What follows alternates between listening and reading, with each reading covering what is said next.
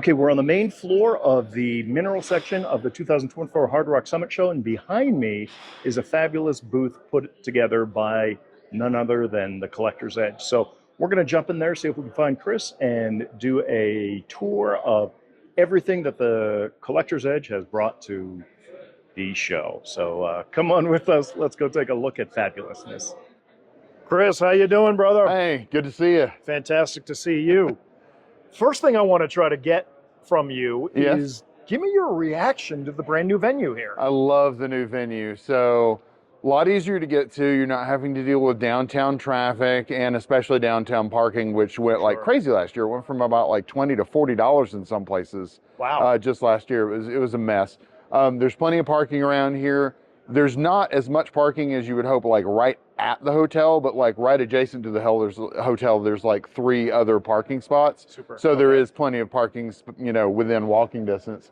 The actual room, really good. Everybody was able to fit in well. It's a nice open space. Nobody's crowded. And there's all sorts of great things out in the gallery in the alleyway right outside here. You got our special collections on display. A lot of artists have great things on display. And the gym room is right next door.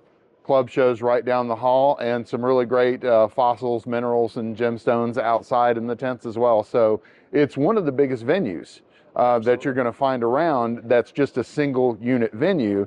And one of the things that strikes me now is that you've got a lot of these fine dealers are actually in Tucson as well. But this, I think, is the highest this room is the highest concentration where you just see them all in one place. Boom. Sure, right. In Tucson, they're all spread all over the city. Exactly. Yeah. So, this is really starting to make Denver just a really great trip. If you I want to come, I want to stay at this hotel, don't want to drive anywhere. Right. That being said, there are other shows out there, but, you can spend an entire, weekend just here doing nothing but looking at specimens and not have to drive anywhere. Yeah, and nice. Plenty of great restaurants around here also. Yes, absolutely. Yeah.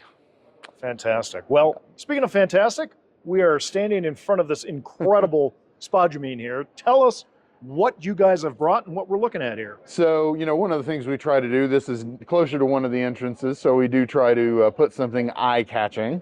We've got some kunzite, spodumene, tryphane, some beautiful tourmalines from Brazil and Russia as well. Just, kind of grab that attention when somebody's walking by, lead them in the room. Absolutely. And this is certainly a planting your flag in the ground right there. Indeed, indeed. And then, of course, a wide worldwide variety. We've gotten several new consignments in recently. Of course, we still have some very fine pieces from the Spann collection. That ruby up top's a nice eye catcher. Yep. And then we've also gotten some consignments from the Irv Brown collection and the Randy Parnagian collection. Oh, wonderful. Especially some outstanding golds that you'll see coming up here. One of the things I did try to do for this show, because of the theme of mineral oddities, twinning, pseudomorphs, things like that, tried to bring a few of those. The top left, that's a Ukrainian aquamarine, which is basically a heated Ukrainian heliodor. So just a little bit of an oddity there. You don't see those quite as much anymore. But you see that form and you think, wow, that's an incredible aquamarine from Ukraine. And it's like, well, not exactly. It's in the same family, but yeah. So I just, again, when I think of oddities too, I think kind of, just very interesting shapes. I love the little amethyst boat. Absolutely. There. Yeah, it's just perfectly centered in there. It's cradled in that the little bug there. Mm-hmm. Then talking about pseudomorphs, really, really excellent malachite after cooperite from the Spann collection.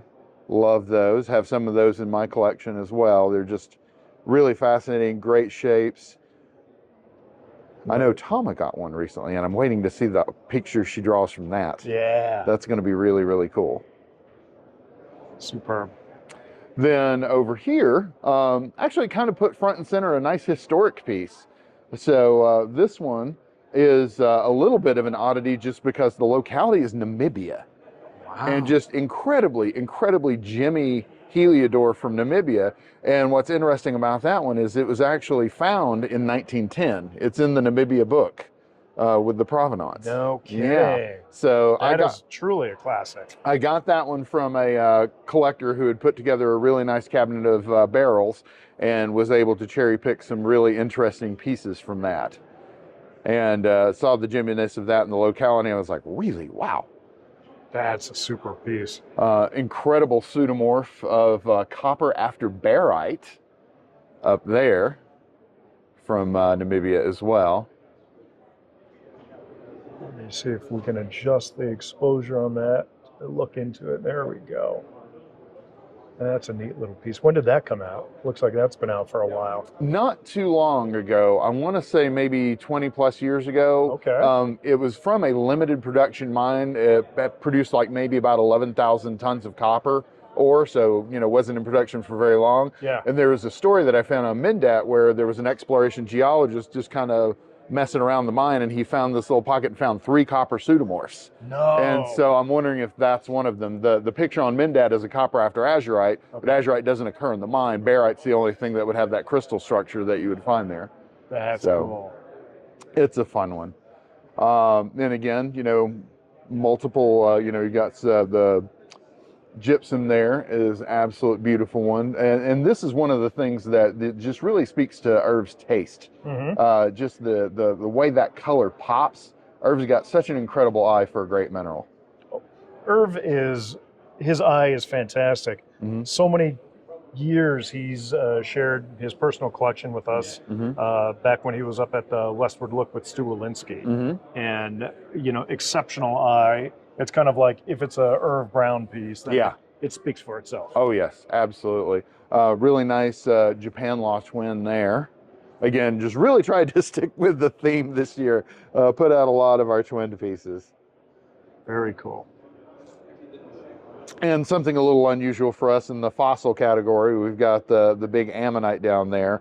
That actually featured prominently in the Cis-gemology reference. That was one of the first pictures you see in the book, which that book sold over 5,000 copies now and is on its 3rd printing. And the green and the red side is the more splashy side, but the back side is actually very nice and vivid purples, violets, and blues, which are the more rare colors. So it's an exceptional piece. Well, now speaking of pieces that you don't normally see at the edge, you've got this coral cameo. Yep. What's the story on this? So this one is also from the Cis-gemology reference. We got several pieces from that book. This is in the coral section as a cameo. It's fairly unusual. It's a nice older piece and fairly unusual in that the figure is facing to the left. The vast majority of figures on cameos face to the right. But exquisitely carved and just excellent workmanship on both the coral cameo and the gold.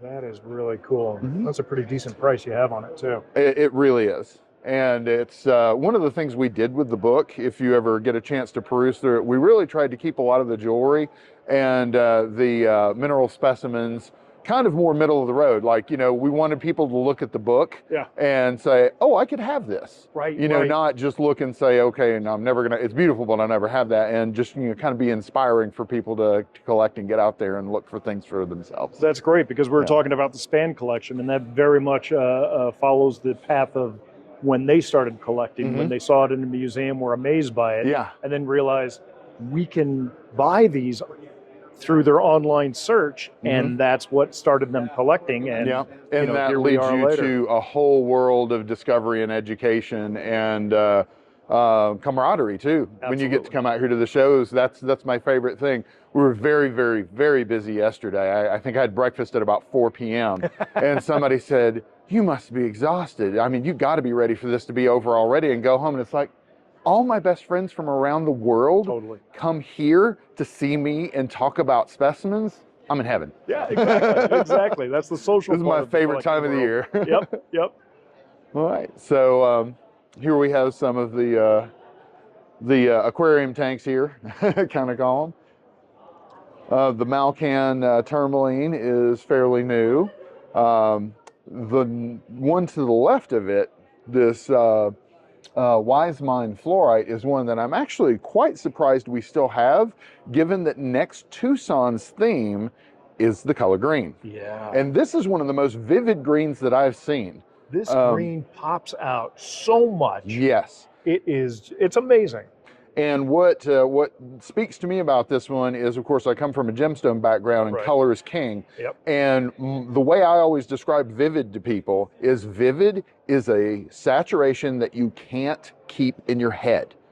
And so Interesting. every time you look at it, it's better than you can It's fresh possibly again. Yeah, remember it. yeah, And so yep. it's always fresh. So whenever you get the chance to add something vivid to your collection, it's going to be one of your favorite pieces, just because, like you say, it's going to be fresh every time you look at it. And it's And I something about love that one. green. I just love a green like this. And, you know, again, I tell viewers constantly, green is one of the hardest colors to produce in photography, digital videography, as we're seeing here. Yep. So in the camera, it looks a little bit more on the blue side, but to my eye, it is a vivid, almost emerald green. And what's really intriguing me about the show next year, I don't know if you know this, but the human eye discerns more different hues of green than any other color. And that makes sense, because if you look at the way that camera sensors are made, Yep. there are more green receptors in the camera sensors Exactly. than the reds and the Yep. blues. So we're going to see a lot of great things at the Tucson show next year. Absolutely. I want to see somebody do a case where no two specimens have the same hue of green. Oh, that'd be I want super. 50 specimens in a case and no two have the same color. Yeah. That would be amazing. So yeah, some excellent fluorites, azurites, some beautiful rhodochrosite on the other side from Japan. I was going to say, it kind of looks like a Japanese rhodochrosite. Yeah, and these have really caught my eye lately. We had one beautiful piece earlier in the show that literally lasted about 10 minutes on the shelf. They can have some lovely colors and some absolutely beautiful forms. Well, now, Japanese rhodochrosite, the best I've seen is from the Opu mine, and this is one of them. And I don't think I've seen this piece before. I do believe we had it at Tucson, but I think it was on the lower, on one of the lower cases. Okay, We didn't have all it in one of the aquarium cases. And this is from another one from the Jim and Gail Spann collection. Yep. And then this is one that I was very, very happy to get, because again, I'm a gem guy, and those are some of the largest, gemmiest spessartines I've seen from Tongbei. Just absolutely bright, transparent, just popping all over the place spessartines. And that glows, and that's from the Irv Brown collection. Yep. Superb, man. I love these. What do you call them? Fish tank cases? Yeah, aquariums. Aquarium cases. Aquarium sounds better than fish tank. Well, I still call the washing machines a washing machine. So I have to, in my family, I have to say, well, it's the clothes washing machine or it's the dishwashing machine. And my family thinks I'm insane, but I just can't remember the differences. Well, you don't want to throw the one into the other. Right. That just gets messy. A great Gwendol here. I love those. I've got a few Gwendols in my collection as well, and I love that it has the chloride on it as well. Yeah. And that's just one of the biggest Gwendols I've seen, and just the fan on that one is just very, very nice. Superb. And we covered you last year. We were talking about the Jim and Gail Spann collection. That's when you debuted it at last year's Denver show. Yes. And there were so many pieces. It was hard to cover everything. Yeah. But this is great. And Jim and Gail were on the video with us. But this is great because we can see some of these pieces and we can come back and we can appreciate them. Whereas they may have been a little bit lost in the crowd. Almost overwhelming. Yeah. Yep. So I love the way this one, a little bit different from the other one, just that one smoky crystal. Yeah. As encrusted with the spessartines as it has, that's a really great piece as well. So here we're getting into some of the Parnagian collection pieces. And he has some great golds you're going to see here as well. Superb. Do we know what mine? Mariposa. Well, that's the county. Oh, yeah. I don't know which mine on that, or we would have it on there. Okay. And he's in California, so he was fairly close to some of the sources of these. Sure, yeah.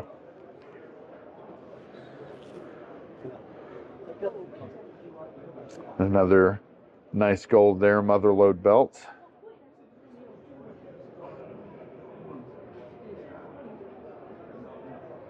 And, rhodochrosite, especially with us, gets a lot of attention, but these rose quartzes here I always say reds, really nice reds and pinks are the hardest colors to get into your cases, and that's a real beauty. That is.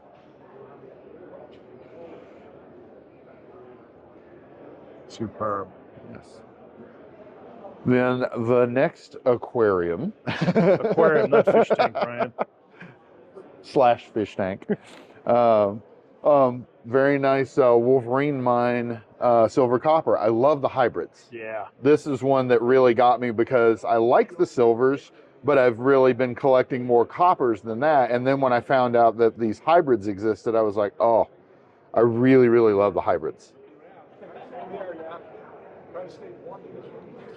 And I have such a better appreciation for Michigan coppers because I was, for years, John Jazowick, who's the curator of the AE Seaman, he's been trying to get me to go up there. Yes. And we were finally able to make that happen this year. And I spent a week up there running around the whole area with Chris Stefano from the Mineralogical Record. I had the time of my life. I was on the road, I think, at that time, and I wasn't very far away from you. Oh, it would have been great if you came up to hang with us. I actually tried to go by there earlier in my trip, and it was on the 4th of July, and they were closed. Yeah, there you go. But I'll get up there eventually. One thing about it is it's not an easy place to get to. Yeah. You fly into, I think I flew in through Minneapolis or something, and then it's like a 5-hour drive. Nice. So it's not so easy to get to, but so worthwhile. Very nice red beryl there. No repairs, no restorations on that one. Just a little stabilization on the matrix, but just a beautifully perched beryl. This was out of that beryl collection that I was talking about where I got the Heliodor as well. Sure. It had some very nice pieces. And there's a really fun one on the other side of the case here too. Okay. Well, now, Chris, you come from a gem background. Yes. There was a push, I think it's still trying to go on to rename red beryl red emerald, which yes. You have people on both sides of this. Yeah, so, and I'm surprisingly a little more gentle on that one. Okay. The whole problem that I have, like for instance, calling chrome diopside Russian emerald, is the fact that the term Russian emerald basically is lending a value to chrome diopside that it doesn't have. You're calling it by the name of a more expensive, more valuable gemstone. Exactly. In the case of red beryl, all things being equal, a 1 carat red beryl of fine clarity is going to be worth as much, if not more, than a emerald of similar size and clarity. Okay. So in that case, it doesn't bother me as bad because you're not lending it a value that it doesn't already have. In that case, I'm a little more forgiving. I still typically use red beryl, but I don't grate my teeth when people say red emerald. Okay, all right. That's a good perspective to have. I'll have to learn how to stop gritting my teeth. Yeah. Another nice Parnagian gold. I really love this particular Brazilian gold. I like Brazilian golds in general, but this one is much more dynamic than most I see. Most of them are kind of more closed in. This one's just radiating in all directions. Very, very dynamic gold. He really had some nice gold specimens. Mm-hmm. He does, yeah. Superb. And then very nice Euclase there. One of the better ones we've ever had, actually. The book series that I talked about, that one is actually representative of, on the splash page of Euclase, that's a full page picture, and you can tell it makes a good one. That color is superb. And the clarity, the gemminess of it is fantastic. Yes. And then the other piece from the beryl collection that I really liked is this Pizzodaite. Look at the size of it. Great color. It's got great crystallinity even on the back side. Translucency is quite good. And what I just find very fascinating about it is this one must have come out of the ground early enough in the discovery of Pizzodaite that if you look at the base, it says beryl variety Pizzodaite. Mm-hmm. So they still had it classed as a beryl at that point. I think what was the misnomer there was rasberyl, or the colloquial name for a while was rasberyl. And it was also early enough that they misspelled Pizzodaite. So it was so new. That's so funny that the base, because the base makes it even more collectible. And that's the thing, I would never change that base. Yeah, exactly. Never change that base. Absolutely outstanding. And then, Spann collection also represented with some great golds. Really beautiful luster on that. Oriental mine. And to the left, 2 very valuable gem varieties, Tanzanite and chrysoberyl. Man, what a great display you have here. Thank you. Now, of course, it wouldn't be Collector's Edge if we didn't talk about rhodochrosite a little bit. Of course, a lot of you have probably heard already that the Sweet Home Mine, the Detroit City portal into the Sweet Home Mine, is now closed. Right. Brian has said if he did anything with that particular mining venture, he proved that rhodochrosite is in fact rare. And so, we had the Baker's Pocket was the pocket. If any of you came out to the Denver show last year, you didn't see Brian for half of the show because that's when the Baker's Pocket was found.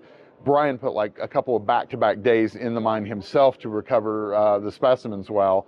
And then there was a little push at the beginning of this year. Nothing more was found, so that was it for the Sweet Home Mine. Wow. And it's now under several tons of rock.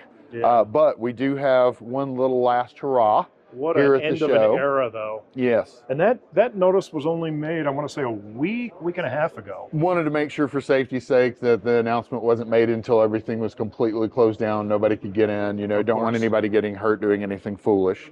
So the majority of what you're looking at here is from the Baker's Pocket. There are some from Dino's and Zach's Pocket, some of the very cherry red pieces. This was one of the rare pieces from 2022.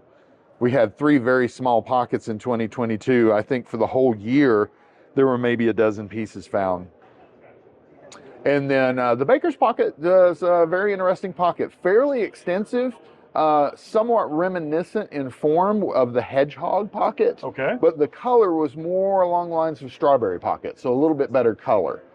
Had some quite nice pieces, quite a few good plates. 2 of the best plates are still here on this shelf. The center piece is pretty cool with the Huebnerite crystals on it. Really nice representation of some of the associated minerals in the mine. And then when you get back to center, this is actually represented, that's the best cabinet piece that came out of the Baker's Pocket. There was 1 or 2 plates that exceeded it basically in value. But that was the best cabinet-sized rhodochrosite specimen. No repairs, no restorations, great associations with the fluorite, quartz, tetrahedrite, pyrite, just nice solitaire almost. Absolutely. And representative of one of the rarest forms that we get out of the mine, which is an isolated crystal on matrix. Exactly. Yeah. Beautifully trimmed. I mean, the aesthetics just speak for itself. It pops out there, and I love how you have the one ROM just at the top sticking out like that. You know what would be really fun? I'd love to see if this would ever be possible. A book published by you guys detailing chapter by chapter all the different major pockets in the Sweet Home and photographic examples of the pieces that came out of those pockets. Brian's got, I would say, a lot of the photos. And the thing is, you have to get him to slow down enough to actually pen the book. But I'll edit it when he does. We just got to talk him into sitting down and do it. I'd read that book. Brilliant.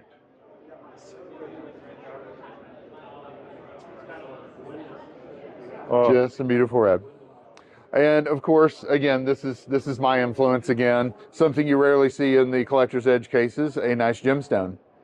Absolutely beautiful tanzanite, diamond, and platinum necklace, 67 karat tanzanite. My God. Beautiful open blue color, nice pink flashes, and I just really, really like seeing some jewelry flashing around again. Well, it's a good way to introduce people who are not familiar with minerals into what a fine mineral is. Well, and it's a little bit of an eye catcher. People walking by, they do a little bit of a double take and have to come over and see, is that what I think it is in the Collector's Edge case? We had a few of these. These actually sold very, very well for us. Well, I mean, they're fantastic. I mean, the color on that, and it's a great price. Yeah, and it's got to be pretty special for Brian to buy something polished. Yeah. And that one we're calling the alligator. Exactly. Looks just like it's going to eat that hematite right above it there. Let's see if we can get the right angle. Oh, I love that, man. Yep. I love that. And then we did a very great success in Tucson. This was one of the last pieces of the Cocoveld material that we have. We had some absolutely outstanding pieces from the Cocoveld this year. Never seen malachite clusters like that before. The Shattuckite blue was some of the most vivid blue that I've seen from Shattuckite from that region, and a lot of the druzy and that kind of duftite that's sprinkled over the back of it, giving that nice little outline and contrast to the malachite, just makes that piece pop. Now, are we hoping that we're going to see more of those? I hope so, but you know they're kind of going layer by layer there. So you know that's part of the reason we're seeing such variety in different years of production, because they're just, you know, you just don't know what the next area of mineralization is going to be like. Yeah. We still have a couple of those cerusites that we found that were like 40 pieces, and the twinning hasn't been seen on anything else anywhere ever. Gotcha. Yeah, you never know what's going to pop out. Beautiful Chinese silver there. That piece right there really put Chinese silver wires on the map for me. I did not know that those were just as dynamic as that. If you make it over to the Mines Museum at the Colorado School of Mines is having their open house tonight. Right. And they have an exquisite Chinese silver. It looks like a tree out of a Tim Burton movie. Wow. Just one of my favorite pieces in the museum. Love Chinese silvers. And again, keeping with the theme, this one, another favorite of mine, love coppers, love pseudomorph, so that checks multiple boxes for me. And just such a euhedral crystal on that left side too. Love that form.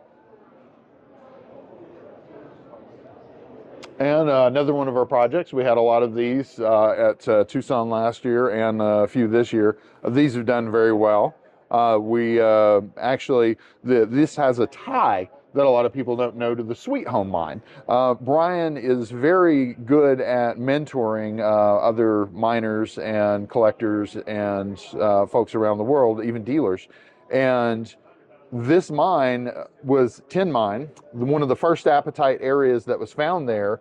A gentleman came back to recover it after it was found, and the miners got salty and collapsed the pocket just out of spite. Okay. So when he started exploring outside of there, Brian actually had met him by that point, brought him up to the Sweet Home Mine and trained him how to mine in hard rock. Okay. So part of the reason we're getting these specimens in as good a condition as we are is that the gentleman we're getting these from has been trained how to recover crystals as delicate as rhodochrosite from hard rock. So he's doing an excellent job with these apatites down in Bolivia. Superb. Yeah.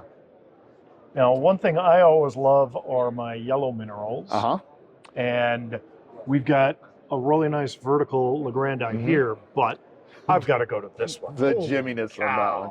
And that one was in one of the award-winning cases from the Denver show, I think 2018. Okay. Spann collection. So there may be a picture of it in the MinDat from that year, or MinRec from that year as well.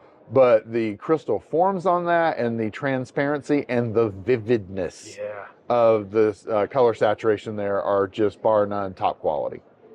I love that piece. Real beauty. And another fun piece down here at the bottom.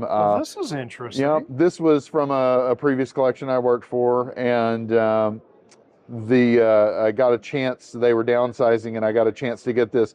This is the Frog Prince by Dalen Hargrave, one of America's greatest carvers.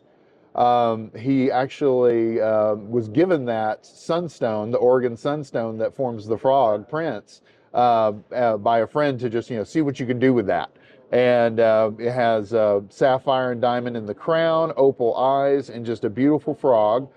Calcite forms the pond with jade on the bottom, and then an Oregon sunstone fish with little gold plants in there, and jadeite jade with white chalcedony and a yellow sapphire forming the lily pads and flower on the top. Super. Absolute masterpiece. I love it, man. Yes. I love it.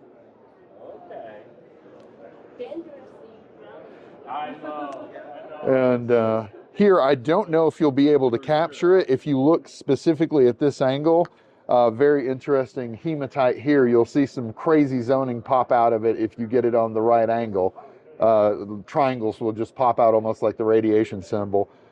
Believe this may, I'm not 100% sure, but an expert who came by said he believed this is a Dauphiné twinned hematite, and because you've got the left and the right growth directions there, that's why you're seeing that zoning pop out. Interesting. Fun little piece. Let's see if we can zoom in a little bit there. Yep, you can see it. Yep. Yep, that's it. Very good. That's really hard to see sometimes because it's so directional. Good aim. And it's interesting. When we come around to the front of it, it disappears. Yep. And it's a floater too. Just a really cool piece. The blue space shuttle is another favorite of mine. Of course, the big space shuttle that the Spanns have is one of my favorite minerals in the world. Yeah, the rocket from the rocket pocket. Yes. Another nice representation of gem crystals across the top. Okay, I have to make a comment here. Obviously, I think a lot of the viewers know that I went to the Nanjing show earlier this year, and it was fascinating to see the differences, but actually it was more similar in the way that the Chinese dealers exhibit than I had expected, more similar to American and European. So here, in your case, and Collector's Edge, obviously, a lot of experience in China. And one thing that you saw in China a lot were the carved wooden bases that go with pieces. And so I actually love it. I don't think it is always better, but when the carved wooden bases tie into what it's holding, to me, it's a superior way of exhibiting it. And so I'm a fan of it, but I'm not one that says everything should be this way. It doesn't always work. But I love the fact that even if there's just one piece in your cases that is, and this is jade or jadeite, on the wooden bases, I love that because my feeling is it's not the Chinese who need to learn the American/European way. There is a back and forth. Absolutely. And we can learn from them as well. Yes. And I love seeing this there because it's kind of proof of my belief and the comments that I had when I was in Nanjing filming what I saw there. And I love that here it is in the Collector's Edge at the Denver show. Absolutely. Right there. And it works great. And that one, again, the reason I have that one's from the book project. It actually appears in 2 volumes of the book as a double-page spread. It's untreated Type A jade, originally from Mason K. And the carvers just masterfully took advantage of the color zoning to put the Buddhas in the gardens there. I love that. Yeah. And then last couple of aquariums here. I almost said fish tank. See, it's infected. It gets you there. So, and this is right near the main entrance to the room. So we try to put some eye casting. Yes. I've got a nice one of those in my collection. Of course, I collect sphericals, so I've got one that's just a nice little ball. Interestingly enough, though, what fascinates me about this is you usually think of, the radiating ball form, it's cubic, you're thinking it's radiating cubic forms out like cubes. In this case, when you get in on top of these and you get the light just right, you can see that these botryoids are actually made of octahedral shapes. Yeah. And some of them, the ball that I have is case in point, you actually get a faint line over the entire ball of octahedral lines. Interesting. So absolutely fascinating. Multiple generations of fluorite underneath. So when you look at it from the side, you can see purple and green and sometimes yellow in bands on the matrix as well. Very, very beautiful deposit. That's such a neat piece.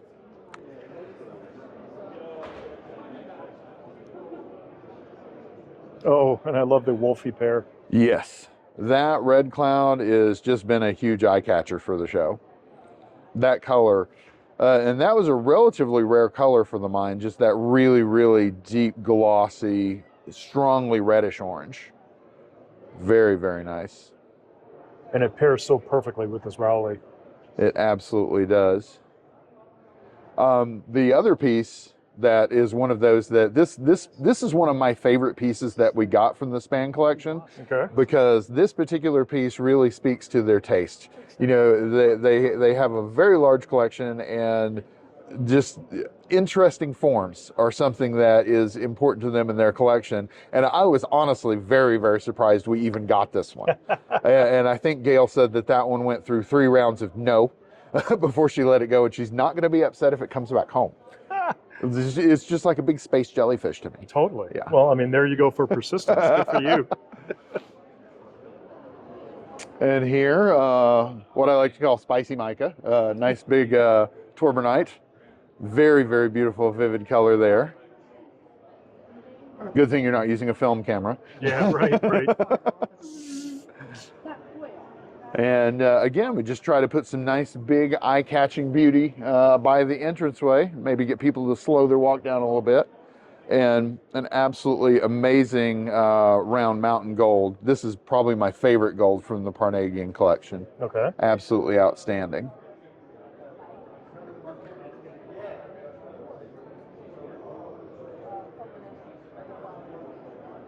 And then somewhat rivaling the presentation of the Sweet Home rhodochrosite pieces, the ball mat mine. These are great. These I are remember amazing. getting some of these in Tucson and filming them. And my first comment when I came in a couple days ago, when we first ran into each other, I've never seen so many put together in a case like this with such quality, and some of the color in some of these, absolutely superb. We've done really well with them, and this is actually one of my favorites, this little guy, because you got two different generations of calcite. You've got the pink and you've got the white. It's amazing. So you're looking at a zinc mine that's been in production for quite a while, and so it's kind of like a late stage. You know, you've got this mine just going on and on and on and on and on, and then all of a sudden they hit this mineralization area where just these, bam, national treasures start coming out. People are just absolutely blown away that, you know, this type of thing is coming out of New York State. New York, exactly. Yeah, and it's not just these. You're getting, in some of the scattered amongst this level and the higher levels, you're getting gem quality sphalerite that's as good as some of the Spanish. You've been getting some beautiful faceted stones. And then these are from the 4051 level. Down below in the 4065 level is producing some anhydrites that are going to absolutely redefine the variety for everybody. Absolutely. I mean, just jaw-dropping anhydrites that are coming out of this mine. So just an incredible mineralization zone where we're getting these. And the zoning in this. The zoning is spectacular in that one. Nice little dusting of pyrite. I didn't even notice that. Very rarely, I've seen one or two nice pyrite specimens. The vast majority of the pyrite in the mine is represented by the fine coating of dust. Okay. But you will see some rare, nice pyrite specimens. And then I just love these Rossi twins. They're just cute. It's really great form there. Really great color, and just very, very large. The size amazes me that they're getting them up in such good condition from so deep in the mine.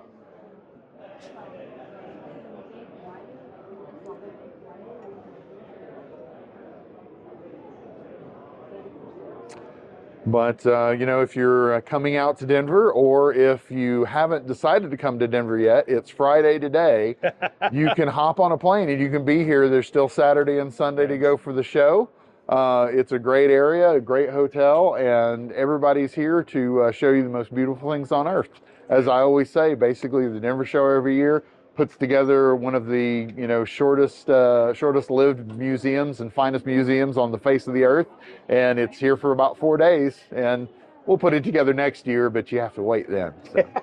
Excellent. Yeah. Chris, thanks so much, brother. Absolutely. All right, be well.